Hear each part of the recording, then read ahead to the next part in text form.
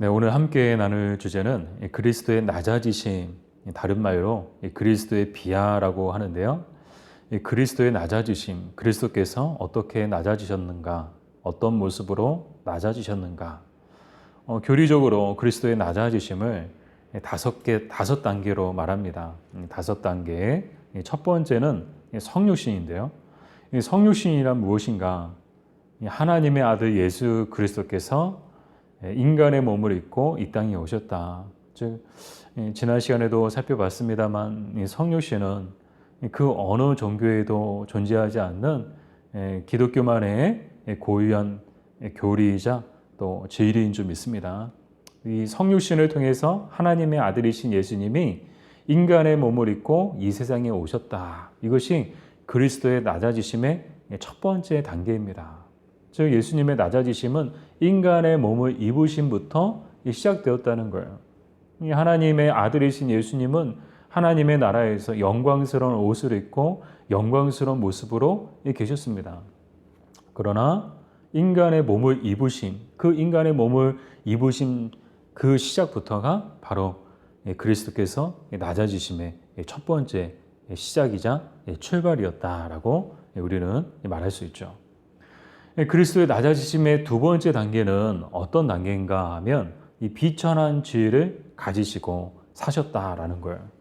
우리가 잘 알고 있는 것처럼 예수님이 어디서 태어나셨습니까?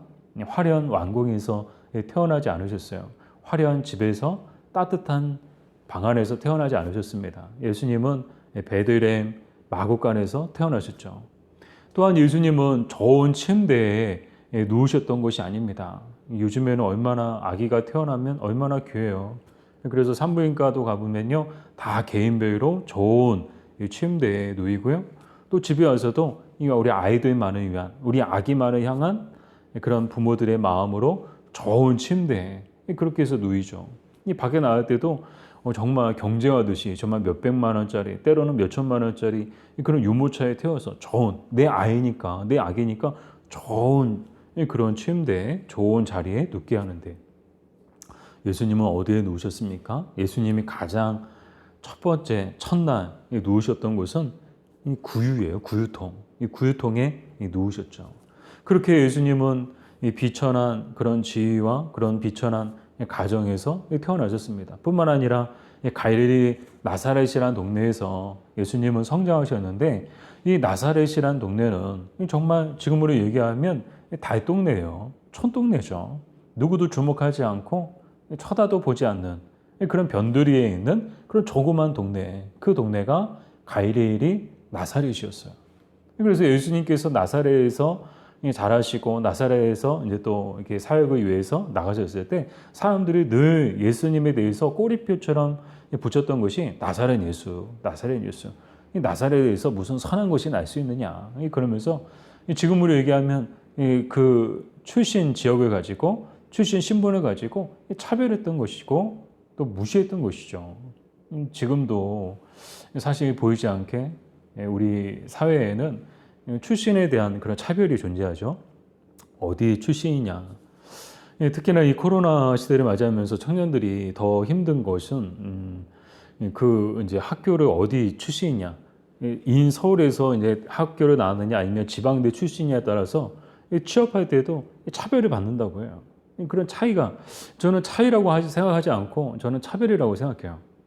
똑같은 공부를 하고 똑같은 시간 속에서 열심히 살아왔는데 지방대 출신이냐 서울대 출신이냐 서울에 있는 서울권역에 있는 학교를 나왔느냐 그것을 가지고 차별한다는 것은 굉장히 잘못된 관행이라고 생각하고요.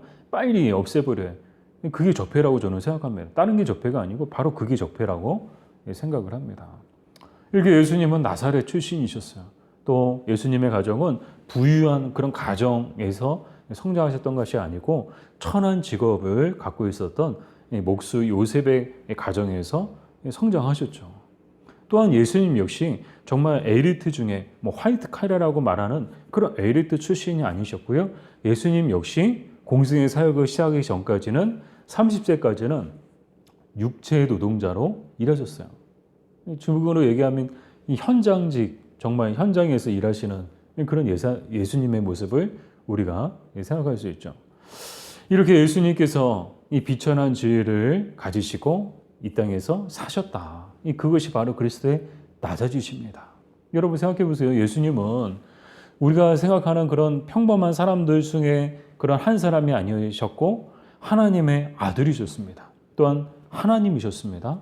하나님과 동등된 이 권세와 능력과 지위와 이 영광을 갖고 계신 분이 그 모든 것을 다 내려놓고 인간의 몸을, 비천한 인간의 몸을 입고 이 땅에 오셨고 또 이 인간의 몸을 입고 이 땅에 오셔서 화려한 왕궁에서 사시고 호의호식하며 그런 영광을, 모든 영광을 다 받으시면서 그 영광을 누리시면서 사셨던 것이 아니고 이 비천한 지위를 가지시고 비천한 가정에서 이 비천한 일을 하시며 비천한 삶을 사셨다는 거예요. 이게 낮아지심이라는 것이죠. 근데 이 낮아지심은 여기서 끝나지 않습니다. 세 번째 단계로 넘어가는데 이 세 번째 단계는 율법 아래 복종하셨다는 거예요. 율법 아래. 우리가 생각해 보면 예수님은 어떤 분이신가? 율법 아래 계신 분인가? 율법과 동등한 분이신가? 아니면 율법 위에 계신 분인가? 여러분, 예수님의 위치가 어딜까요? 율법 아래 계실까요? 아니면 율법과 동등한 위치일까요? 아니면 율법 위에 계신 분이실까요? 제가 생각하는 예수님은 율법 위에 계신 분이에요. 왜 그런가 하면 율법을 만드신 분이 하나님이시고 또 하나님의 아들이신 예수님도 그 모든 과정 가운데 함께 참여하셨기 때문이에요. 하나님이 만드셨지만 이 우주 만물을 하나님 혼자서 만들지 않으셨습니다. 성부, 성자, 성령이 함께 이 우주 만물을 만드셨죠. 율법을 수여하고 율법을 주시는 그 모든 과정 속에서도 예수님이 함께 하셨습니다. 즉 최고의 율법 수여자이신 예수님께서 그가 만드신 율법 아래 복종하셨다. 그러니까 율법 아래 복종하셨다. 이것이 가능한 일인가? 예수님이셨기 때문에 가능하신 일이었다. 예수님께서는 친히 율법 위에 계시지 않으시고 율법 아래 자기를 낮추셔서 그 율법 아래 들어가셔서 그 모든 율법의 요구들을, 그 율법의 모든 명령들을 다 복종하셨다는 거예요. 사실 이제 오해를 받으셨죠. 많은 사람들이 예수님을 향해서 율법을 폐하는 자다. 바리새인들, 서기관들이 율법을 폐하는 자라고 그렇게 모함을 했었죠. 그러나 예수님은 율법을 폐하러 오신 것이 아니고 내가 율법을 완전케 하려, 완성시키려고 오셨다. 그렇습니다. 예수님은 율법의 완성으로 오셨어요. 완성시키기 오셨음에도 불구하고 그분의 삶을 살펴보면 예수님은 늘 율법 아래 자기를 복종시키실 정도로 그만큼 낮아지신 예수님의 모습을 우리는 생각할 수 있습니다. 그럼 왜 율법을 만드신 율법의 최고 수요자이신 예수님이 왜 율법 아래 자기를 복종시키셨는가? 그 이유는 바로 율법의 모든 요구를 충족시키기 위해서 예수님은 율법 아래 들어가셨던 거예요.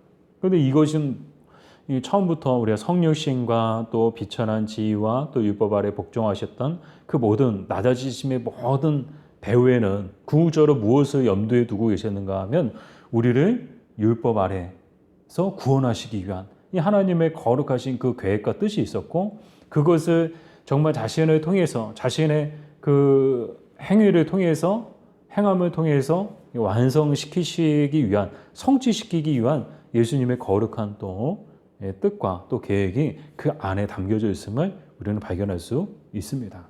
자, 네 번째 단계는 어떤 단계인가 하면 이 세상의 여러 가지 비참함과 또 하나님의 진노를 당하셨다는 거예요.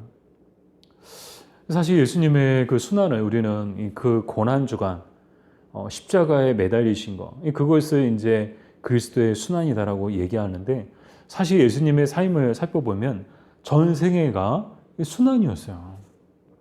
인간의 몸을 입고 이 땅에 오셔서 비천한 지위와 또 비천한 신분에서 사셨고 비천한 가정에서 비천한 일을 하시면서 사셨어요. 그 모든 생애가 다 순환이었다. 그러나 가장 큰 순환은 이 십자가였습니다. 예수님은 십자가에서 어떤 고통을 당하셨는가? 이 개혁주의 신학자들이 표현하기를 예수님은 겟세마네 동산과 십자가에서 지옥의 고통을 맛보셨다. 십자가는 지옥이에요. 그게 지옥이 이제 다른 지옥이 있을까요? 정말 생지옥이죠. 살아있는 사람을 못을 박아서 나무에 매달아서 죽을 때까지 내버려 두는 것. 이것이 지옥이지, 이곳이 지옥이지 다른 어떤 곳이 지옥이겠어요? 예수님은 십자가에서 지옥의 고통을 맛보셨다는 거예요. 하나님의 진노를 받으셨다는 거예요. 이것이 그리스도의 낮아지심. 그러나 여기서 끝나지 않습니다. 예수님의 낮아지심은 맨 마지막 어떤 단계에 이르게 되는가? 십자가에서 죽으시고 장사 지내시고 무덤에 머무르 계신 그 단계로까지 나아가게 됩니다. 예수님은 얼마 동안 사망의 권세 아래 계셨는가 하면 3일 동안 사망의 권세 아래 계셨습니다. 그러심을 통해서 결국에는 사망의 권세 아래 놓여 있는 우리 죄인들을 그 사망의 권세에서 구원해 주시기 위한 하나님의 그 뜻을 이루시기 위한 예수님의 또 그 계획과 또 그 모든 발자취가 연결됨을 그대로 성취됨을 우리는 발견할 수 있게 되죠. 자, 이렇게 그리스도의 낮아지심에는 5단계가 있었습니다. 근데 이것을 두 가지로 정리하면, 한마디로 두 가지로 정리하면, 첫 번째는 그리스도의 자기 비움이다. 그리고 그리스도의 낮아지심, 자기를 낮추십니다. 즉 자기를 비우시고 자기를 낮추셨다. 이 모든 것을 두 마디로 그렇게 용어를 정리하는 거죠. 그리스도께서 자기를 비우셨고 또 자기를 낮추셨다. 자기 비움이 없이는 결코 낮아질 수가 없습니다. 자기 비움이 없이는 결코 인간의 몸을 입고 이 땅에 내려오실 수가 없습니다. 예수님은 모든 것을 다 비우고 모든 것을 다 내려놓고 그 영광스러운 보좌도 버리시고 이 땅에 내려오셨습니다. 자기를 완전히 비우셨습니다. 그러나 거기서 끝나지 않았죠. 자기를 완전히 낮추셨습니다. 어디까지요? 정말 바닥까지, 맨 바닥.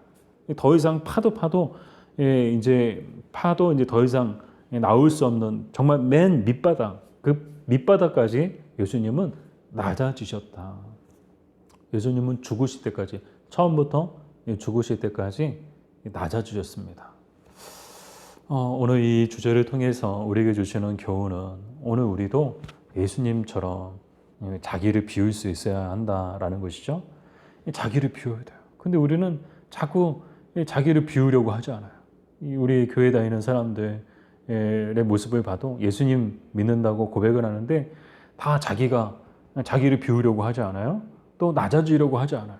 목사님들의 세계도 보면요, 다 막 은근히 자기를 자랑하고 또 교세를 자랑하고 자기의 지식을 자랑하고 자기의 출신을 자랑하고 자기의 신분을 자랑하고 그런 모습들이 보여질 때마다 굉장히 좀 안타깝죠. 그러면서 저도 조심하게 되는 거예요. 나도 조심해야 되겠다. 예수님처럼 정말 철저하게 자기를 비우고 자기를 낮출 수 있을 때 정말 우리는 정말 작은 예수라고, 우리도 그리스도인이라고 부릴 만한 그런 충분한 자격을 갖추게 된다고 생각합니다. 그러나 여전히 자기를 비우지 않고 자기를 낮추지 않는다면 우리는 아직 그리스도인이라고 불릴 만한 수준에서 아직 멀리 떨어져 있다는 거예요. 아직 우리는 그만한 수준이 못 된다는 거예요. 수준이 안 된다는 거예요. 자격이 안 된다는 것이죠. 정말 우리 철저하게 예수님처럼 우리를 비웠으면 좋겠습니다. 그리고 정말 예수님처럼 철저하게 우리도 낮아졌으면 좋겠습니다.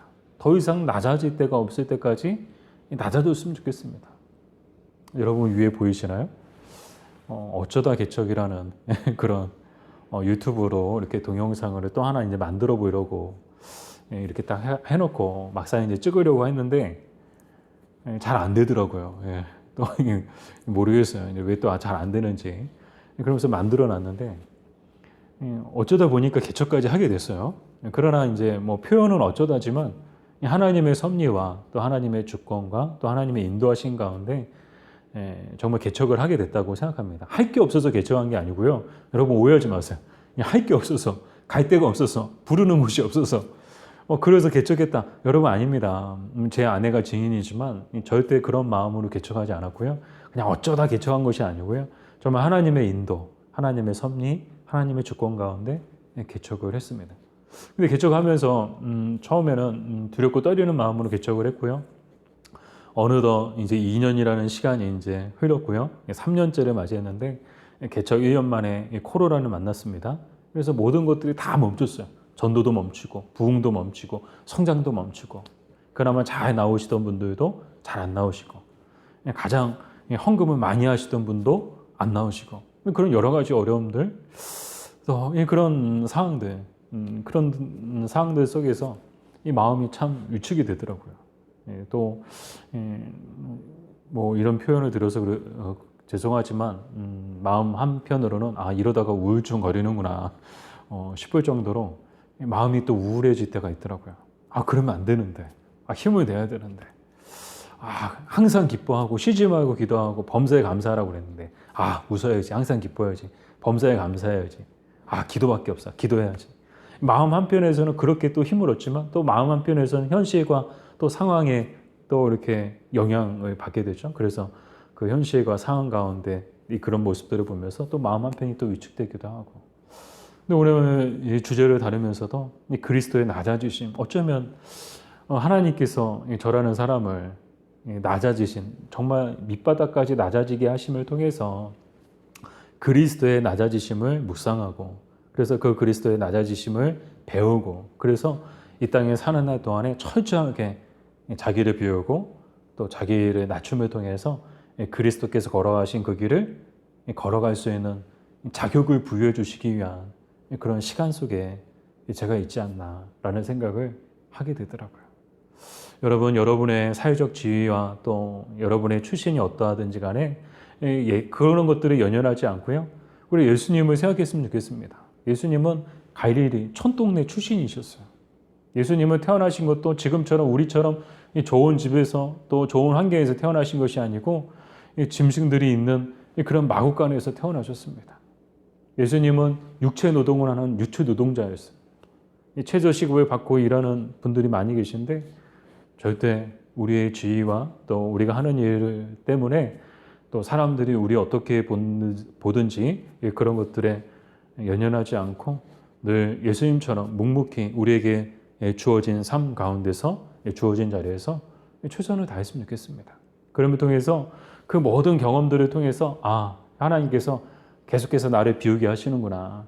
나를 낮아지게 하시는구나. 그럼을 통해서 내가 예수님의 그 낮아지심에 동참할 수 있다는 것. 이것이 얼마나 성도에게는 큰 기쁨이고 또 큰 영광인가. 그것을 알아가는 우리가 되었으면 좋겠습니다.